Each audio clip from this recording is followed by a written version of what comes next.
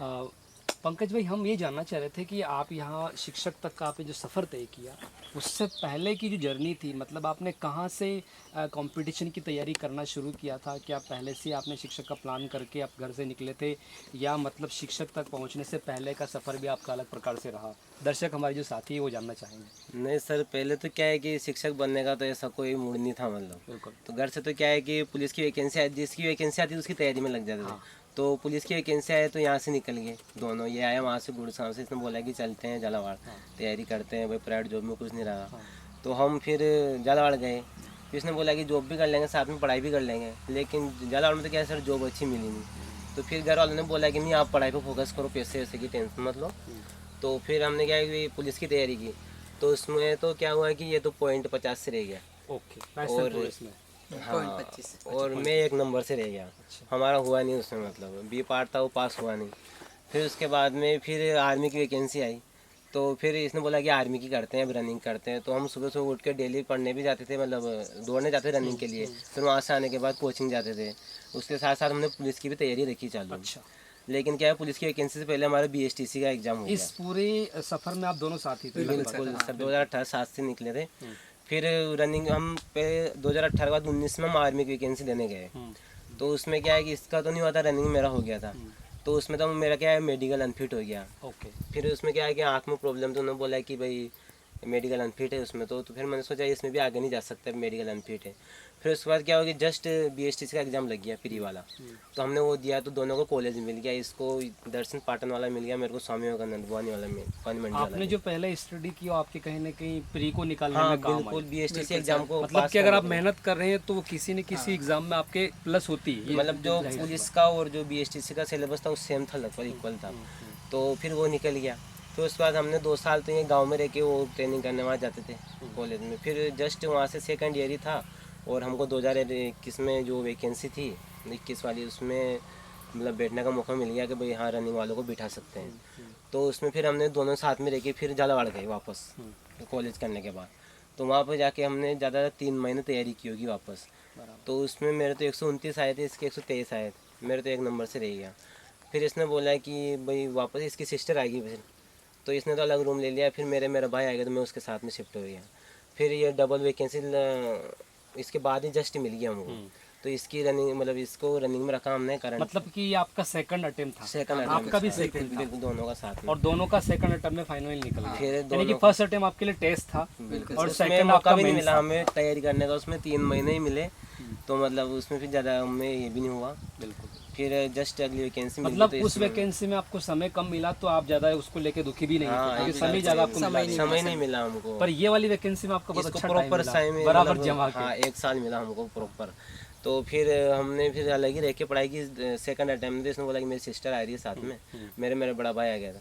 फिर दोनों ने अलग अलग करके मतलब रूम लिए, पास में थे। और दोनों एक दूसरे की हेल्प करते थे, कॉल पर व्हाट्सएप भेज देते थे, कुछ जानकारी लेनी थी। इस दौरान आप रहते कहाँ थे? झालावाड़ में रहते अच्छा, थे। झालावाड़ में रह के आपने तैयारी करी। टेस्ट पेपर लाते थे ना, तो दोनों ही लगभग उस समय क्या आप कोचिंग कर रहे थे? नहीं सर, सेल्फ नहीं, सेकंड अटेम्प्ट था सर। उसमें तो मतलब उस टाइम तो कोरोना आ गया था फर्स्ट अटेम्प्ट के टाइम। तो उस टाइम तो हमने ऑनलाइन कोर्स ले लिया। बस सेकंड में तो कुछ भी नहीं लिया, हमने सेल्फ ही की फिर। अच्छा, जो आपका सेकंड अटेम्प्ट था जिसमें आपने एग्जाम निकाला, there is no coaching, without coaching, तो आप दोनों के लिए भी अप्रिसिएशन वाली बात है, क्योंकि फर्स्ट में कोविड था तो आपने ऑनलाइन लिया, लेकिन सेकंड में आपने कोई कोचिंग नहीं करी। मतलब सेल्फ स्टडी को आपने, एक दर्शक हमारे जानना चाहेंगे ललित भाई कि सेल्फ स्टडी से ही मुझे लगता है कि आपने ये वैकेंसी निकाली है। मोटा मोटा अगर हम बात करें तो आपने कोचिंग को इतना इसमें इन्वॉल्व इतना नहीं किया, ये क्लियर हो रहा है। क्या मैसेज देना चाहेंगे हमारे उन विद्यार्थियों को जो कोचिंग को लेकर थोड़ा सा कहीं ना कहीं करने को लेकर सोचते हैं, लेकिन उनको लगता है कि उनके पास पैसे की प्रॉब्लम है या उनको समय नहीं कोचिंग करने का, तो सेल्फ स्टडी से स्ट्रेटेजी बना के कैसे मतलब वो बेटर कर सकते हैं? कि क्या मैसेज देना चाहेंगे? बिल्कुल सर, अगर मोटिवेटेड खुद है ना, तो सेल्फ क्या ऑनलाइन लेके, ऑनलाइन सस्ता मिल सकता है आराम से। ऑनलाइन में मतलब ऑनलाइन करके उसके बाद अगर जो सेल्फ स्टडी को महत्व देना है ना, वो सबसे ज़्यादा ही रहता है सर। लेकिन कुछ बच्चे होते हैं थोड़ा सा मतलब गाइड नहीं हो पाते प्रॉपर, कैसे क्या उनकी स्ट्रेटेजी हो, कैसे क्या, तो थोड़ा सा उनकी जो भूमिका है कोचिंग वालों की, क्या कहीं ना कहीं कुछ लेवल तक रहती है क्या? कोचिंग सर बेस बनाने में सबसे इम्पोर्टेंट कोचिंग की रहती है। अगर बेस बन गया तो उसके बाद सेल्फ पढ़ना सबसे इम्पोर्टेंट रहता है, क्योंकि जब तक बेस बनेगा नहीं तब तक वो आगे बढ़ नहीं पाएगा। वो कौन मतलब वो जो टॉपिक रहते हैं ना वो समझ में नहीं आते पूरी तरीके से। तो बेस्ट कोचिंग बना देती है। उसके बाद सेल्फ करना सबसे इम्पोर्टेंट रहता है। लेकिन आप दोनों ने तो मतलब जो रीड के नाम से जो कोचिंग थी, हाँ। वो इतनी समय दिया नहीं बिल्कुल आपने, नहीं सही। तो वो स्ट्रेटेजी तो आप दोनों ने अपने हिसाब से बनाई हाँ है। हाँ बिल्कुल सर। तो यहाँ पर ये भी एक इम्पोर्टेंट बात है कि अगर हम एक बार अपनी जो क्या बोलते हैं, जो अपना जो सिलेबस है उसको बिल्कुल अच्छे से सर। पढ़ते हैं, हाँ। तो स्ट्रेटेजी हम अपने हिसाब से तैयार कर सकते हैं। इसमें कोई ऐसा वो नहीं है कि भाई आपको दिक्कत आए, बट ये है कि आपकी जो प्लानिंग है पढ़ने की टाइमिंग। अच्छा, पढ़ने को लेकर आप क्या बताना चाहेंगे, कितना समय आपने दिया और किस प्रकार से आप पढ़ते थे, बड़ा पंकज बताएंगे। समय तो सर क्या है कि सबका अपना अपना अलग रूटीन रहता है। कोई क्या पंकज का रात- रूटीन कैसा रहता था? नहीं सर, मेरा तो क्या है, मेरे को सुबह पढ़ना पसंद है। Okay. मैं डेली मतलब 1 साल तक 3 बजे उठा हूँ।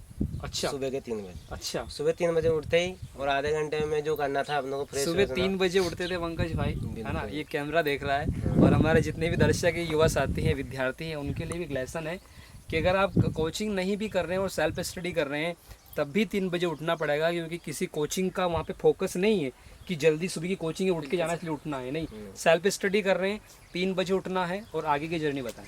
जी सर, 3 बजे उठने के बाद जो आधे घंटे मुँह धोना है वो करके 3:30 बजे मैं पढ़ने बैठ जाता था मतलब। तो उससे क्या है कि मतलब जो सब्जेक्ट थे ना सबको टाइम दे रखा था अलग अलग, 2 घंटे किसी को, आधा घंटा, 1 घंटा किसी को, ऐसे करके मैं मतलब 11 बजे तक, 3 बजे से 11 बजे तक बिल्कुल बैठा ही रहता था मतलब। ओके।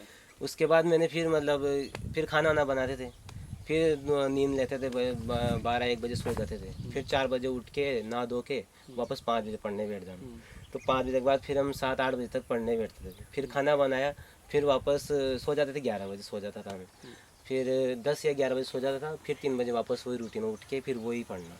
मतलब सबको मतलब जैसे सिलेबस रहता है ना अपने पास, तो सबको टाइम डिवाइड कर दिया था मैंने, मतलब कि इसको इतना टाइम देना है, इसको इतना देना है, इसको।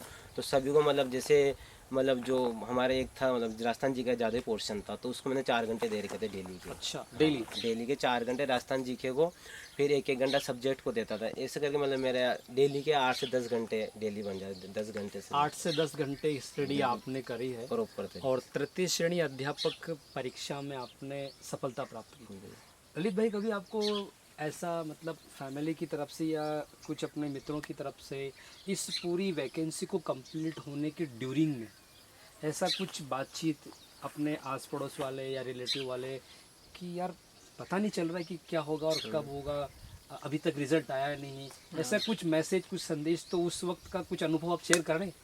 कोई ऐसा इंसिडेंट या ऐसे किस्से कि लोग कुछ कह रहे हैं, जैसे आपका फर्स्ट वो जो पहला एग्ज़ाम था प्री वाला वो हुआ, फिर उसके बाद में गैप भी रहा, उससे पहले भी बड़ा वैकेंसी में कुछ ऊपर नीचे चलता रहा, एग्ज़ाम होना, लेट होना, देर होना, फिर मेंस हुआ, इन सब की कंप्लीट जो ये वैकेंसी पूरी होने तक और परिणाम आने तक क्या मतलब रिएक्शंस थे और लोगों के, और आपको उनको किस प्रकार जवाब देने होते थे परिणाम सफलता नहीं आने तक? नहीं सर, सफलता नहीं आने तक सभी यही पूछते हैं लगभग इस बार तो हो जाएगा ना, इस बार तो हो जाएगा ना, लगभग हर सभी का यही मतलब यही रहता है कि अब कब तक पढ़ोगे ऐसे मतलब हर कोई मतलब परिवार वाले और रिश्तेदार सभी पूछते ही हैं लगभग। तो उन कंपटीशन की तैयारी करते करते आपकी जर्नी को कितना समय हो चुका है? लगभग 4 से 5 साल तो हो गए थे पाँच सर। साल 4 साल लगभग आपका भी इतना। साथ में निकले। साथ में ही निकले थे सर हम दोनों।